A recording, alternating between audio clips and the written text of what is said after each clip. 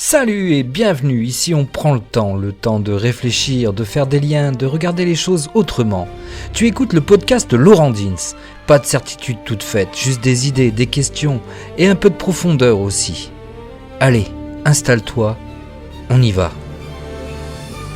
Tu entends ce bruit ? C'est celui d'un autre temps, une époque où la voiture n'était pas un objet banal, mais une révolution. Aujourd'hui, on parle de voiture comme on parle de smartphone, mais si on rembobine un peu, l'histoire est bien plus fascinante. Au début du XXe siècle, la voiture n'est pas un luxe, c'est un pari industriel, presque une utopie mécanique. Avec la Ford Model T, Henry Ford ne vend pas juste une voiture, pas juste un véhicule. Il vend une idée radicale, rendre la mobilité accessible. Avant ça, on dépendait des chevaux, des trains, des horaires. La voiture, elle, dit « pars quand tu veux ». Les moteurs sont bruyants, lents, peu fiables. Mais ils ont une âme. Chaque panne fait partie du voyage. Dans les années 50 et 60, la voiture devient un symbole. Puissance, design, identité sociale. On ne conduit pas juste, on s'affirme. Puis arrive la saturation, embouteillage, pollution, accidents, dépendance au pétrole.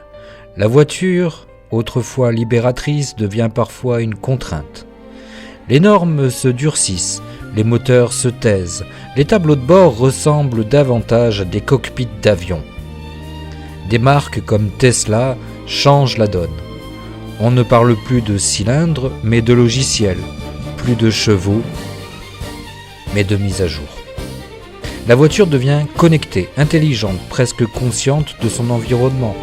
Elle te corrige, te surveille, parfois même te conduit. Et là, une question se pose. Est-ce vraiment encore de la conduite ? Demain, la voiture sera peut-être autonome, silencieuse, partagée, invisible. On ne possédera plus forcément un véhicule, on l'appellera, il viendra et il repartira. Les villes se réinventent, moins de parking, moins de routes, plus d'espace humain. Mais quelque chose résiste, une émotion, le plaisir de conduire, le bruit du moteur, le contrôle, l'imprévu. Peut-être que demain, conduire sera un luxe émotionnel, comme monter à cheval aujourd'hui. Alors, quand on parle de voitures du futur, l'imaginaire collectif pense immédiatement à une chose, les voitures volantes. Et oui, on se souvient tous de Marty McFly dans la DeLorean qui, dans l'épisode 2, décolle et s'en va vers le futur. Ouais. Eh ben, techniquement, ce n'est plus de la science-fiction. Des prototypes existent déjà, hybrides, route-air, drones habités, taxis aériens urbains. Le problème n'est pas la technologie. Le vrai verrou, c'est l'écosystème. Une voiture volante, ce n'est pas juste un véhicule. C'est une gestion du trafic aérien automatisée, des normes de sécurité extrêmes, une infrastructure invisible mais massive et surtout, une confiance totale en l'algorithme. Parce que là-haut, il n'y a pas de bas-côté. Mais le futur de l'automobile ne se joue pas seulement dans le ciel. Il se joue surtout dans le logiciel. La voiture devient autonome, prédictive, connectée entre elles, capable d'anticiper les accidents, le flux, le comportement humain. Elles ne réagissent plus, elles calculent avant que tu agisses. On ne parle plus de conduite, mais de gestion de mobilité.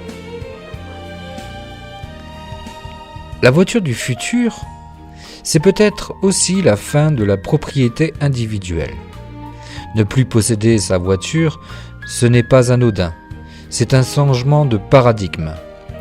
Plus de marques pour se définir, plus de modèles pour afficher un statut, plus de « ma voiture », juste un accès.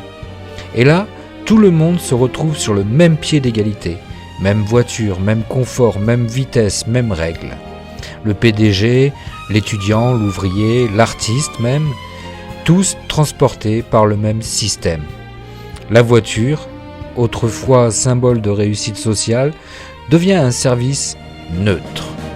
C'est peut-être la première fois dans l'histoire moderne qu'une technologie efface autant les différences visibles.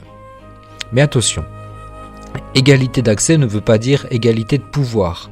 Celui qui contrôle les algorithmes, les flux, les données, les infrastructures, contrôle la mobilité, donc le temps, donc la liberté.